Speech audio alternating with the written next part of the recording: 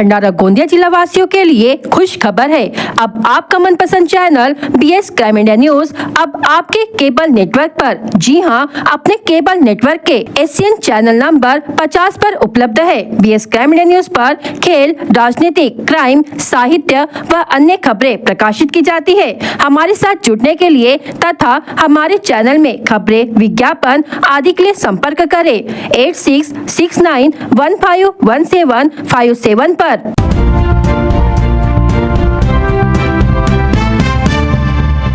शासन के विविध विभागों के अधिकारियों के साथ हुए बैठक में सांसद डॉक्टर प्रशांत पडोले ने कृषि पंपों की लोड शेडिंग बंद करने के निर्देश दिए। साथ ही भंडारा बाईपास मार्ग निर्माण करने में विलंब करने वाले ठेकेदार पर कार्रवाई करने प्रस्ताव तैयार करने की सूचना सांसद पडोले ने अधिकारियों को दी है। जिला नियोजन भवन में हुई बैठक में राजस्व, पुलिस, खनिज, यातायात, स्थानीय स्वराज्य संस्था, जिला विद्युत समिति के अधिकारी उपस्थित थे। इस समय सांसद प्रशांत पडोले ने खराब सड़कों का मुद्दा उठाया। इससे दुर्घटना बढ़कर नागरिकों को परेशानी हो रही है। कई नागरिकों को बेवजह दुर्घटना का शिकार होना पड़ रहा है। ऐसे में संबंधित विभाग के अधिकारी इस पर अनदेखी करने का आरोप सांसद पडोले ने लगाया है। राष्ट्रीय महामार्ग, जिला परिषद, नगर परिषद के तहत आने वाले सड़कों की दुर्दशा पर सांसद ने अधिकारियों को फटकारा। सांसद ने कहा कि विद्युत विभाग किसानों को 24 घंटे बिजली देने के लिए प्रयास करे। अभी किसानों को 8 घंटे भी नियमित बिजली नहीं दी जाती है। किसानों को सिंचाई करने में परेशानी हो रही है। इस समय बैठक में सांसद डॉक्टर प्रशांत पडोले, जिलाधिकारी संजय कोलते, विधायक राजू कारे मोरे, अपर पुलिस अधीक्षक ईश्वर कातकड़े, अलग अलग जिले के तहसीलदार, खनिकर्म, विद्युत विभाग के अधिकारी आदि उपस्थित थे।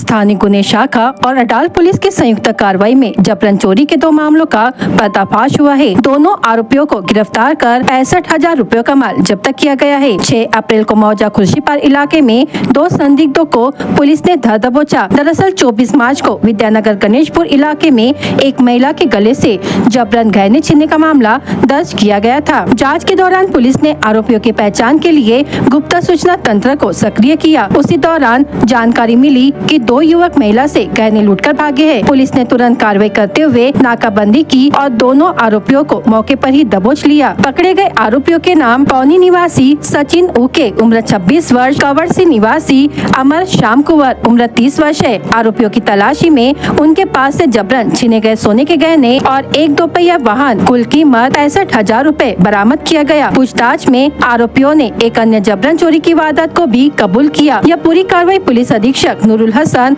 और अपर पुलिस अधीक्षक ईश्वर कातकड़े के मार्गदर्शन में की गई। जांच दल में पुलिस निरीक्षक नितिन चिंचोलकर, अडाल थानेदार धनंजय पाटिल, सहायक पुलिस निरीक्षक शिरीष भालेराव, पुलिस उप निरीक्षक अनिल मांदाड़े, पुलिस उप निरीक्षक जयराम चौहान, सहायक फौजदार सिंधी मेश्राम, पुलिस हवालदार प्रदीप डहारे, सतीश देशमुख, सुभाष रहंगडाले, रविंद्र आंबुडारे, दौलत माकते, मंगेश बाबरे, सचिन देशमुख, शुभम ठाकरे, आशीष तिवाड़े, राहुल उके सहित अनेक अधिकारी और कर्मचारी शामिल थे। दोनों मामलों की आगे की जांच अडाल पुलिस स्टेशन द्वारा की जा रही है।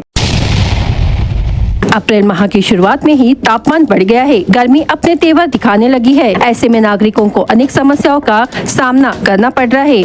दोपहर के समय नागरिकों को धूप में बाहर निकलना संभव नहीं हो रहा है। वहीं बाहर खुले आसमान के नीचे रहकर काम करते समय नागरिकों को परेशानी हो रही है। गर्मी आगे और झुलसाने के आसार बने हुए हैं। सोमवार 7 अप्रैल को जिले का अधिकतम तापमान 42 डिग्री सेल्सियस दर्ज किया गया। इस वर्ष जिले का मौसम कई बार बदला। कभी भीषण गर्मी रही तो कभी बेमौसम बारिश हुई। इसका परिणाम बुरी तरह से मानवीय जीवन पर हुआ। गर्मी बढ़ी तो नागरिकों को परेशान होना पड़ रहा है। दोपहर के समय पर नागरिक धूप में निकलना टाल रहे हैं। गर्मी के चलते बाहर काम करने वाले मजदूर, ठेले वाले, छोटे व्यवसायी को सर्वाधिक परेशानी होती है। धूप के प्रकोप से बचने के लिए आपदा प्रबंधन विभाग द्वारा नागरिकों को गर्म पेय डालने तथा धूप में निकलते समय स्कार्फ, चश्मा, छाते का उपयोग करने का आह्वान किया गया है। लाखंदू तहसील के रोहिणी की निवासी प्रिया खेमराज भूते ने अपनी मेहनत, संकल्प और कल्पनाशीलता से एक सफल महिला उद्यमी के रूप में पहचान बनाई है। प्रिया ने चंद्रा नाम से एक नैसर्गिक सौंदर्य प्रसाधन ब्रांड की स्थापना की है, जो आज राज्य भर में लोकप्रिय हो रहा है। प्रिया के उत्पादनों में फेस वॉश, फेशियल किट, विभिन्न प्रकार के साबुन, एलोवेरा जेल और क्रीम शामिल है। कभी 50 से 60 हजार रुपए की आय तक सीमित रही यह महिला उद्यमी आज सालाना 17 से 18 लाख रुपए का कारोबार कर रही है। इस सफलता के पीछे उनके पति खेमराज भूते का भी महत्वपूर्ण योगदान है, जिन्होंने उत्पादन से जुड़ा तकनीकी पक्ष संभाला। प्रिया उम्मीद अभियान के तहत एक स्वयं सहायता समूह की सदस्य है। इस अभियान के मार्गदर्शन और प्रशिक्षण की बदौलत उन्होंने बाजार का अध्ययन किया, ब्रांडिंग और पैकेजिंग सीखी और राज्य स्तरीय प्रदर्शनियों में भाग लेकर अपने उत्पादों को पहचान दिलाई। मुंबई के BKC में आयोजित सरस महालक्ष्मी प्रदर्शनी में प्रिया ने 2.5 लाख रुपए की बिक्री की, जबकि अन्य प्रदर्शनियों के माध्यम से उन्होंने कुल मिलाकर 9 लाख रुपए से अधिक की बिक्री की। उत्कृष्ट पैकेजिंग के लिए उन्हें सम्मानित किया गया है।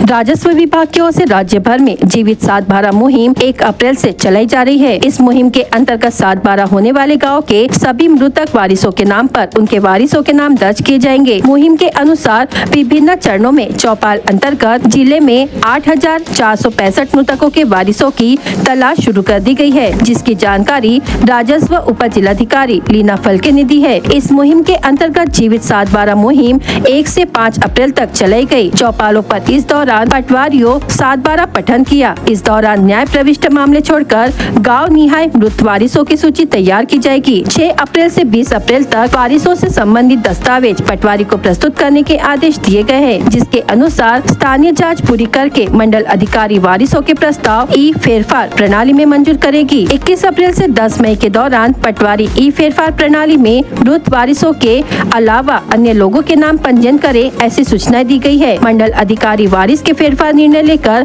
7/12 दुरुस्ती करे, जिससे मृत व्यक्ति की जगह पर वारिसों के नाम 7/12 पर आएंगे। यह संपूर्ण प्रक्रिया समन्वय अधिकारी के रूप में तहसीलदार एवं नियंत्रण अधिकारी जिलाधिकारी की नियुक्ति की गई है।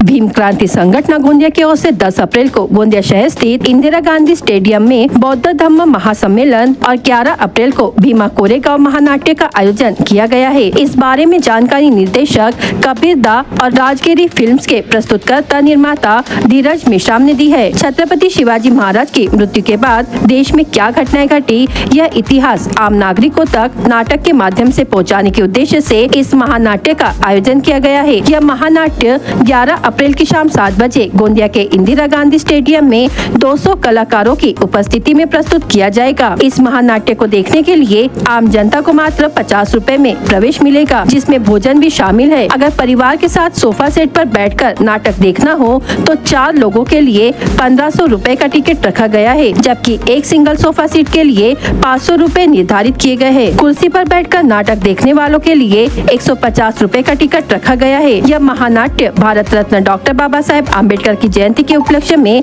आयोजित किया जा रहा है, ऐसी जानकारी आयोजकों ने पत्रकार परिषद में दी है। सभी को सप्रेम जय भीम, जय शिवाजी। गोंदिया में आने वाले 10 अप्रैल और 11 अप्रैल को दो दिन का कार्यक्रम रखा गया है, जिसमें 11 अप्रैल को भीमा कोरेगांव ये महानाट्य किया जा रहा है। सन 1680 को छत्रपति शिवाजी महाराज के चले जाने के बाद इस देश के भीतर में 1818 तक क्या क्या घटना घटी, वो उस नाटक में महानाट्य में पूरा विवरण के साथ दिखाया गया है। संभाजी राजे के साथ में क्या हुआ, उनको किसने पकड़ कर दिए, कैसे अपने आदमी ने अपने साथ में गद्दारी किए, कहाँ पर क्या क्या घटना घटी, उनको किसने बचाने के लिए या उनको बचाने के लिए कैसे रायप्पा मार अकेले लाखों के सेना में अकेला घुसा। आज ये छावा फिल्म आई, लेकिन रायप्पा मार सेनापति का इतिहास नहीं दिखाया गया, वो अकेला जाकर शहीद हुआ, वो चीज़ हमारे फिल्म में हमारे महानाट्य में दिखाई देती है। गणपत गोविंद गायकवाड़ इन्होंने किस प्रकार से संभाजी राजे को समाधि दी अपने खुद के घर पर आंगन में, उसके साथ में क्या हुआ, कैसे उनको उस गणपत गोविंद महाराज और उनके समाज को जो मटका और झाड़ू का ये लगा दिया सजा के रूप में, वो हमारे इसमें उसे छोड़ने के लिए सिद्धनाथ ने किस प्रकार 500 लोगों को इकट्ठा करके अपनी सेना बनाई और सेना के साथ में वो लड़ाई लड़े उनके 28,000 के साथ में। वो इस महानाट्य में 200 कलाकार, 4 घोड़े, तोपों के साथ, लड़ाइयों के साथ गर्जन होगा, महासंग्राम होगा। आने वाले 11 अप्रैल को भीमा कोरेगांव गोंदिया में होगा। गोंदिया में इंदिरा गांधी स्टेडियम में होगा। देखने के लिए कि कलाकार देखने के लिए देखिए, जहाँ तक मुझे लग रहा है कि अभी तो 3,500 से 4,000 की बुकिंग मेरे पास आ चुकी है। जहाँ तक 7 से 10,000 पब्लिक आ सकती है और फैमिली पासेस की नहीं मिल पाएंगी, वक्त है नहीं, फैमिली पासेस हैं अवेलेबल। बौद्ध धम्म महासम्मेलन 10 अप्रैल को है, उसमें आपके दिल्ली, भोपाल, श्रावस्ती, बुद्ध गया से बनती जा रही है। वो कार्यक्रम बुद्ध धम्म देशना का और सुप्त पठन है, जो 10 अप्रैल को 11 बजे भीमनगर मैत्रीय बुद्ध विहार से धम्म यात्रा निकलेगी। सर, इसमें 50 रुपये की गैलरी है ताकि आम आदमी भी ले सके, गरजू आदमी ले सके। उसमें भी दोनों दिन भोजन है। 150 रुपये चेयर की व्यवस्था की, कुर्सी की, और 500 रुपये का एक सोफ़ा है, सिंगल आदमी को बैठना है, 500 रुपये सोफ़ा है। और 1,500 के सोफ़े में पूरी फैमिली सोफ़ा है वो, जिसमें 4 लोग बैठ सकते हैं। इस प्रकार से व्यवस्था है। उनके साथ उनके बाद में उनके भोजन की व्यवस्था है। इस महानाट्य का जो आयोजन है, इस पूरे इसका आयोजन भीम क्रांति संगठन शाखा गोंदिया ने की है और प्रस्तुति जो है वो राजगिरी सामाजिक संस्था की प्रस्तुति है। भगवान श्री रामचंद्र का जन्मोत्सव यानी रामनवमी रविवार 6 अप्रैल को नाका डोंगरी में धूमधाम के साथ मनाई गई। राम मंदिर से लेकर विभिन्न स्थानों पर सजावट और प्रकाश व्यवस्था की गई। ग्राम को स्वागत द्वारों से सजाया गया। दोपहर 12 बजे श्री राम जन्मोत्सव समारोह बजरंग दल नाका डोंगरी द्वारा आयोजित किया गया। शाम 5 बजे राम मंदिर से भव्य शोभा यात्रा ग्राम में निकाली गई। शोभा यात्रा में झांकियां रही आकर्षण का केंद्र। रैली में विभिन्न पौराणिक एवं धार्मिक दृश्य देखने को मिला। जुलूस में संगीत वाद्य यंत्रों की ध्वनि, डीजे की धूम, राम नाम का जाप, पटाखों का शानदार प्रदर्शन और पारंपरिक अखाड़ा प्रदर्शन शामिल था। शोभा यात्रा का विभिन्न स्थानों पर स्वागत किया गया। बजरंग दल समिति नाका डोंगरी की ओर से विभिन्न कार्यक्रमों का आयोजन किया गया। श्रद्धालुओं को शीतल पेय, नाश्ता एवं महाप्रसाद वितरित किया गया। ग्राम और नाका डोंगरी के आसपास के गाँव से हजारों नागरिक जुलूस देखने के लिए जमा हुए। कानून एवं व्यवस्था बनाए रखने के लिए भारी संख्या में पुलिस बल तैनात था।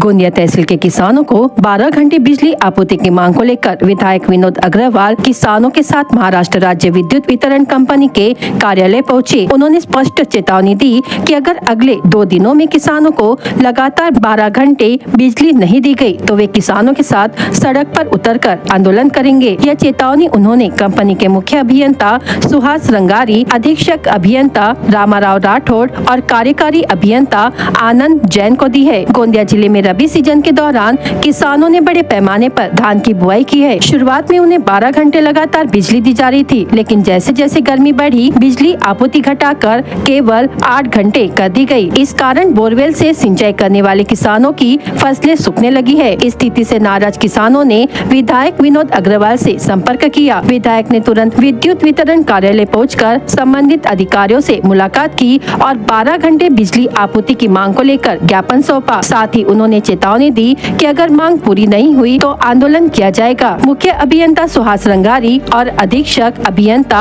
रामाराव राठौड़ ने आश्वासन दिया कि वे आने वाले 2 दिनों में उच्च अधिकारियों से चर्चा कर समाधान निकालेंगे। अब देखना ये है कि विद्युत वितरण कंपनी अगले 2 दिनों में किसानों के पक्ष में क्या निर्णय लेती है। गोंदिया तालुक्यातील शेतकऱ्यांसोबत त्यांना कमीत कमी 12 तास वीज मिळावी याकरता महावितरण विभागाचे मुख्य अभियंता यांच्याकडे आज आम्ही निवेदन घेऊन आलेलो आहोत। आम्ही त्यांना अल्टिमेटम दिला आहे की 1-2 दिवसामध्ये तुम्ही हे 12 तास वीज आम्हाला द्या, नाहीतर 2 दिवसानंतर एक मोठा जन आंदोलन आमच्या वतीने आंदोलन म्हणजे शेतकऱ्यांसोबत आम्ही महावितरण विभागावर करणार आहोत आणि शासनाला सुद्धा विनंती करणार आहोत। मी काल मुंबईला उद्या जाणार आहे, आणि शासनाला सुद्धा मी विनंती करणार आहे, मुख्यमंत्र्यांना विनंती करणार आहे।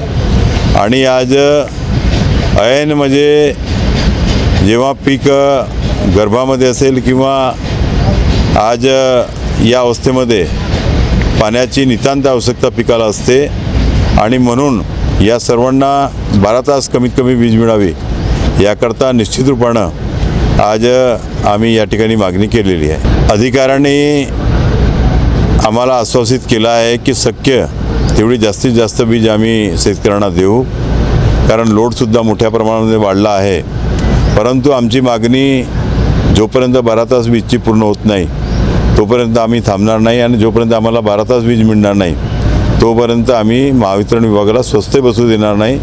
आणि याकरता आम्ही सांगितलं आहे की एक मोठा जन आंदोलन निश्चितपणे येणाऱ्या 1-2 दिवसानंतर उभारण्यात येईल जर ही वीज मिळाली नाही तर। आज जो शेतकरी लोग जो महावितरण के कार्यालय में आए हुए हैं उसका कारण ये है कि सबसे पहली बात तो जो बिजली की जो कटौती हो रही है, सरकार के द्वारा 12 घंटे किसानों को बिजली देने का आश्वासन किया गया था, पर आज किसानों को कहीं ना कहीं वो बिजली उत्पन्न मिल नहीं रही है, जिससे कि जो रब्बी की जो फसल लगी हुई है उसमें किसानों को बड़े पैमाने पे नुकसान होते जा रहा है। और इन दिनों किसानों को सबसे ज़्यादा बिजली की आवश्यकता है।